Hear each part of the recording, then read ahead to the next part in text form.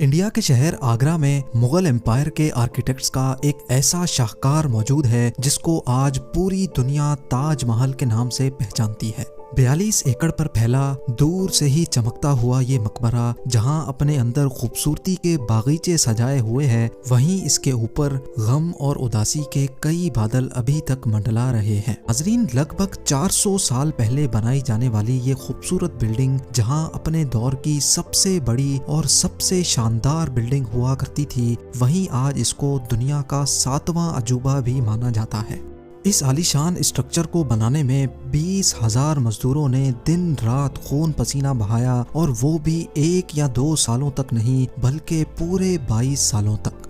اگر آج کے دور میں اس کی قیمت کا اندازہ لگایا جائے تو سنگ مرمر کا یہ انمول مقبرہ حیرت انگیز طور پہ $1 بلین یعنی 7,500 کروڑ روپیوں سے بھی زیادہ مہنگا ہے، کیونکہ اس بلڈنگ میں مغل آرکیٹیکٹس نے اپنے ہنر کی کئی ایسی نشانیاں چھوڑی تھیں جن کی دنیا کے ٹاپ انجینئرز بھی آج تک تعریف کرتے ہیں۔ اس بلڈنگ کو ایسے ڈیزائن کیا گیا کہ جب مین گیٹ کے پیچھے سے اس کو دیکھا جاتا ہے تو یہ کافی بڑی لگتی ہے، لیکن جیسے ہی مین گیٹ کی طرف بڑھا جاتا ہے تو آٹومیٹیکلی اس کا سائز چھوٹا ہوتا جاتا ہے۔ دماغ کو چکرا دینے والی یہ کوئی پہلی ٹرک نہیں تھی جو مغل آرکیٹیکٹس نے استعمال کی ہو۔ اس کے گرد چاروں میناروں کو بالکل سیدھا کھڑا نہیں کیا گیا، بلکہ یہ مینار باہر کی طرف تھوڑا جھکے ہوئے ہیں، کیونکہ اگر ان کو سیدھا کھڑا کیا جاتا تو دور سے دیکھنے پر یہ اندر کی طرف جھکے ہوئے لگتے، جیسا کہ ان مسجدوں میں آپ دیکھ سکتے ہیں۔ ان میناروں کو باہر کی طرف جھکانے کا ایک اور ریزن بھی تھا، اور وہ یہ تھا کہ خطرناک ارتھ کوئک کی صورت میں اگر یہ مینار گریں بھی تو یہ باہر کی طرف گر کر تاج محل پر ایک آنچ بھی نہ آنے دے۔ لیکن آخر ماجرا کیا تھا کہ اس کو بنانے والے کسی صورت میں اس پر ایک خراش بھی برداشت نہیں کر سکتے تھے۔ تاج محل کے وہ کون سے راز تھے جن کو 400 سال پہلے چھپانے کی کوشش کی گئی تھی، اور جب اس دور میں کنکریٹ یا اسٹیل ہی نہیں ہوا کرتا تھا تو آخر اس عالیشان مقبرے اور اس پر موجود 40 میٹر اونچے ڈوم کو کیسے بنایا گیا؟ یہ سب اور اس سے بھی زیادہ آپ جان سکیں گے آج کی اس اسپیشل ویڈیو میں۔ ناظرین، یہ معاملہ اسٹارٹ ہوا تھا سن 1607 میں، جب انڈیا اور پاکستان کے اس خطے میں مغل امپائر کا ہولڈ ہوا کرتا تھا۔ اس دن مغل شہنشاہ کا سب سے چھوٹا بیٹا شہاب الدین محمد خرم 15 سال کا ہو چکا تھا، اور اسی کی سیلیبریشن کے لیے آگرہ فورٹ میں ایک عالی شان پارٹی رکھی گئی تھی۔ خرم مغل شہنشاہ کو سب سے زیادہ عزیز تھا، اسی وجہ سے اس کے ہر جنم دن پر اس کو ہیرے جواہرات اور سونے سے تولا جاتا تھا، یعنی جتنا وزن شہزادے خرم کا ہوتا تھا اتنا ہی خزانہ اس کے نام کر دیا جاتا تھا۔ لیکن اس جنم دن پر کچھ اور بھی خاص ہونے والا تھا۔ مغل شہنشاہ نے شہزادے خرم کی شادی اپنے ایک وکیل کی بیٹی کے ساتھ کر دی جس کو ممتاز محل کے نام سے جانا جاتا ہے۔ ممتاز اور خرم کو پہلے دن ہی ایک دوسرے سے بے انتہا محبت ہو چکی تھی، اور اس وقت یہ کسی کو بھی معلوم نہیں تھا کہ اس محبت کا بول بالا ہمیشہ کے لیے رہنے والا ہے۔ اگلے 10 سالوں تک شہزادے نے کئی جنگیں لڑیں اور ان میں بھرپور کامیابی بھی حاصل کی۔ اسی وجہ سے شہنشاہ نے خوش ہو کر ان کو شاہ جہاں کے لقب سے نوازا، جس کا مطلب ہے دنیا کا بادشاہ۔ شاہ جہاں کی ٹوٹل 6 بیویاں تھیں جو آگرہ فورٹ کے حرم میں ہی رہتی تھیں۔ ان 6 میں سے شاہ جہاں سب سے زیادہ محبت ممتاز سے کرتے تھے، اور یہی وجہ تھی کہ ان کا زیادہ تر وقت ممتاز محل کے ساتھ ہی گزرتا تھا۔ وقت تیزی سے گزرتا جا رہا تھا، اور 4 سالوں کے بعد یعنی 1621 میں مغل شہنشاہ اچانک چل بسے۔ شاہ جہاں جو پہلے ہی مغل امپائر میں خاصا فیمس ہو چکا تھا اور جو شہنشاہ کا چہیتا بیٹا بھی تھا، 1628 میں یعنی باپ کی موت کے 7 سالوں بعد اس نے شہنشاہ کی گدی سنبھال لی۔ پوری مغلیہ سلطنت اپنے نئے شہنشاہ سے بے حد خوش نظر آتی تھی۔ یہ وہ پیریڈ تھا جب مغل امپائر اپنے پورے عروج پر تھی، یعنی پورے انڈیا پاکستان کے ساتھ ساتھ افغانستان کے بھی کئی حصوں میں مغلیہ سلطنت کا راج ہوا کرتا تھا۔ سارے فیصلے شاہ جہاں خود کرتا تھا، جبکہ ممتاز محل پیچھے رہ کر شاہ جہاں کو مشورے دیا کرتی تھی۔ لیکن کسی کو بھی اس بات کا علم نہیں تھا کہ یہ خوشیاں عنقریب ماتم میں بدلنے والی ہیں۔ گدی سنبھالے ابھی 1 ہی سال گزرا تھا کہ ایک بار پھر سے مغل امپائر کو دشمنوں کا سامنا کرنا پڑا۔ اگلے 2 سال جنگ چلتی رہی اور شاہ جہاں کو اس جنگ میں بھی بھرپور کامیابی نصیب ہوئی، لیکن شاہ جہاں ابھی اس کامیابی کا جشن مناتے کہ ان کو ایک افسوسناک خبر سے آگاہ کیا گیا۔ ممتاز محل جو کہ شاہ جہاں کے 14ویں بچے کو جنم دے رہی تھی، اس کی حالت بگڑ گئی اور 17 جون سن 1631 کو وہ نہ چاہتے ہوئے بھی اس دنیا سے چل بسی۔ پوری مغلیہ سلطنت کا جشن دیکھتے ہی دیکھتے ماتم میں بدل گیا۔ یہ خبر جو شاہ جہاں پر آگ بن کر گری تھی، اس نے تو جیسے ان کی دنیا ہی ختم کر ڈالی۔ شاہ جہاں کی سب سے پہلی محبت اور ان کی سب سے عزیز بیوی ممتاز محل اس دنیا سے رخصت ہو چکی تھی۔ کہا جاتا ہے کہ اس غم کی پرچائی نے شاہ جہاں کو کالے اندھیروں میں دھکیل دیا تھا۔ اگلے 8 دنوں تک انہوں نے کچھ نہیں کھایا اور اگلے 2 سالوں تک نہ کوئی موسیقی سنی اور نہ ہی پرفیوم لگایا۔ ممتاز محل نے مرنے سے پہلے ایک آخری خواہش کی تھی۔ وہ چاہتی تھیں کہ ان کی قبر دنیا کے سب سے خوبصورت مقبرے میں بنائی جائے۔ اس ٹاسک کو اور ممتاز محل کی آخری خواہش کو پورا کرنے کے لیے شاہ جہاں نے اپنی ساری دولت اور پوری زندگی وقف کرنے کا ارادہ کر لیا۔ ممتاز کے گزرنے کے 6 ماہ بعد یعنی 1632 میں ہی تاج محل کی کنسٹرکشن کا کام شروع کر دیا گیا۔ قریب 20,000 سے بھی زیادہ مزدور، پتھر تراش اور کاریگروں کو پوری سلطنت سے اکٹھا کیا گیا۔ لشکروں کے لشکر شاہ جہاں کے حکم پر آگرہ بلوا لیے گئے تھے۔ کیونکہ ممتاز کی قبر یمنا ریور کے برابر میں موجود تھی، اسی وجہ سے اس جگہ پر دنیا کی سب سے خوبصورت بلڈنگ بنانا کافی مشکل ٹاسک تھا۔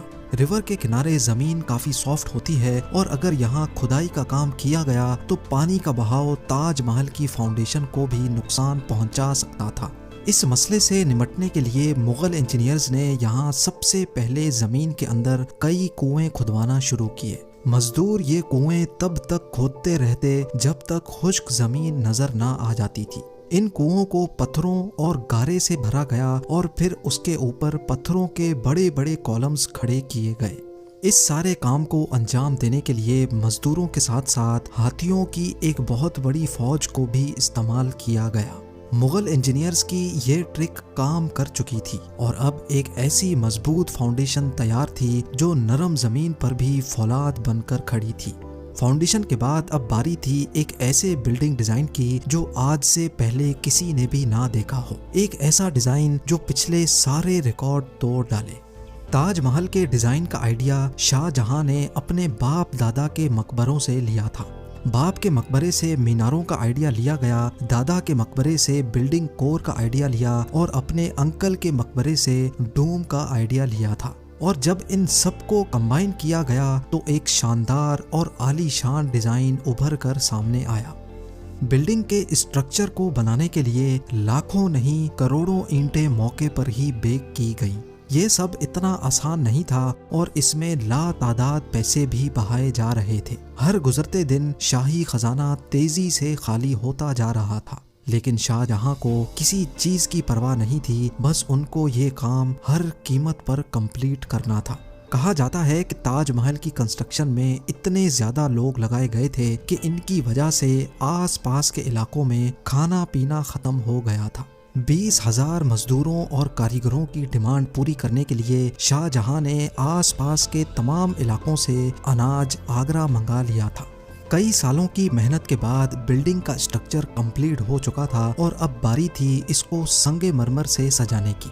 یہ سنگ مرمر آگرہ سے 400 کلومیٹر دور راجستھان سے منگایا جانا تھا، کیونکہ یہاں کا مکرانہ ماربل آج تک دنیا کا فائنسٹ ماربل مانا جاتا ہے۔ شاہ جہاں نے تاج محل کے لیے پورا مکرانہ ماربل ریزرو کر لیا تھا، یعنی جب تک تاج محل کی ڈیمانڈ پوری نہیں ہو پائے گی تب تک کسی کو بھی یہ ماربل خریدنے کی اجازت نہیں تھی۔ 1000 ہاتھیوں کی مدد سے ہزاروں ٹن وزنی ماربل راجستھان سے آگرہ منگایا گیا۔ تاج محل کا یہ خوبصورت ڈوم اتنا بڑا ہے کہ اس کا اندازہ صرف آنکھوں سے دیکھ کر ہی لگایا جا سکتا ہے۔ آج کل اس طرح کے ڈوم بڑی آسانی سے اسٹیل اسٹرکچر پر بنائے جا سکتے ہیں، لیکن 400 سال پہلے 40 میٹر اونچے ڈوم کو بنانے میں ان کے پاس صرف پتھروں کا ہی سہارا تھا۔ اس ڈوم کو بنانے میں مغل انجینئرز نے جو اسٹریس کیلکولیشن کی تھی اس کی آج کے انجینئرز بھی بہت تعریف کرتے ہیں۔ تاج محل کی فنیشنگ کے لیے اس کو پیٹرا ڈورا یا پرچن کاری سے ڈیکوریٹ کیا جانا تھا۔ پیٹرا ڈورا ایک ایسی کلاکاری کو کہا جاتا ہے جس میں قیمتی پتھر کو ماربل کے اندر تراش کر لگایا جاتا ہے۔ ماربل کو بڑی مہارت اور باریکی سے قیمتی پتھر کی شیپ کے حساب سے تراشا جاتا ہے اور پھر اس میں پتھر کو گلو کے ذریعے چپکایا جاتا ہے۔ تاج محل پر استعمال ہونے والی گلو کوئی عام گلو نہیں تھی۔ کافی ریسرچ اور لیبارٹری ٹیسٹ کے بعد معلوم پڑا کہ یہ گلو شیرہ، لیمن جوس اور سنگ مرمر پاؤڈر کو ملا کر بنائی جاتی تھی۔ وہی سیم گلو آج بھی تاج محل کی رینوویشن کے لیے استعمال کی جاتی ہے۔ تاج محل کی خاص باتوں میں ایک بات یہ بھی ہے کہ یہ دن میں 4 مرتبہ اپنے رنگ بدلتا ہے۔ سورج نکلنے سے پہلے یہ بالکل بلیک شیڈ دیتا ہے، سورج نکلنے کے بعد یہ لائٹ یلو اور پنک شیڈ دیتا ہے، جبکہ دوپہر کے وقت تاج محل کی خوبصورتی کا نیا رخ دیکھنے کو ملتا ہے، نیلے آسمان پر جیسے موتی چمک رہا ہو، اور سن سیٹ کے وقت یہ پوری بلڈنگ گولڈن کلر کی دکھائی دیتی ہے۔ پورے 22 سالوں کے بعد سن 1654 میں تاج محل کی کنسٹرکشن کا کام مکمل کر لیا گیا۔ شاہ جہاں اپنی بیگم کی یاد میں دنیا کا سب سے خوبصورت مقبرہ بنانے میں کامیاب ہو چکا تھا۔ شاہ جہاں نے اس عالی شان عمارت کا نام اپنی پسندیدہ بیوی کی یاد میں ہی رکھا۔ ممتاز محل سے اس کا نام تاج محل رکھ دیا گیا۔ ہر سال شاہ جہاں ممتاز کی برسی پر یمونا ریور کے ذریعے تاج محل پر جایا کرتے تھے۔ یہ تاج محل کی ایسی انٹرنس تھی جس کو صرف شاہی خاندان کے لیے ہی بنایا گیا تھا۔ اس انٹرنس کی دیواروں پر دلکش نقاشی کا کام کیا گیا تھا جو شاید صرف شاہی آنکھوں کے دیکھنے کے لیے ہی کیا گیا تھا۔ شاہ جہاں کا یہ مہنگا ترین پروجیکٹ کمپلیٹ تو ہو چکا تھا، لیکن اس نے مغلیہ سلطنت کو تباہی کے کنارے پر لا کھڑا کیا۔ 4 سالوں کے بعد یعنی 1658 میں شاہ جہاں اور ممتاز کے اپنے ہی بیٹے نے شاہی تخت الٹ دیا اور خود مغل امپائر کا شہنشاہ بن گیا۔ شاہ جہاں جو پچھلے 30 سالوں سے اس تخت پر راج کر رہے تھے، اس کو قیدی بنا کر آگرہ فورٹ میں ہی بند کر دیا گیا۔ صرف ایک فیسلٹی ایسی تھی جو شاہ جہاں کو دی گئی، اور وہ یہ تھی کہ جس کمرے میں اس کو بند کیا گیا تھا اس کی کھڑکی سے وہ تاج محل کو دیکھ سکتے تھے۔ 8 سال قید میں رہنے کے بعد 74 ایئرز کی ایج میں شاہ جہاں بھی اس دنیا کو الوداع کر گئے۔ شاہ جہاں کا اب ممتاز سے دوبارہ ملنے کا وقت آ چکا تھا اور ان کو تاج محل میں ہی دفن کر دیا گیا۔ امید ہے یہ ویڈیو بھی آپ لوگ بھرپور لائک اور شیئر کریں گے۔ آپ لوگوں کے پیار بھرے کامنٹس کا بے حد شکریہ۔ ملتے ہیں اگلی شاندار ویڈیو میں۔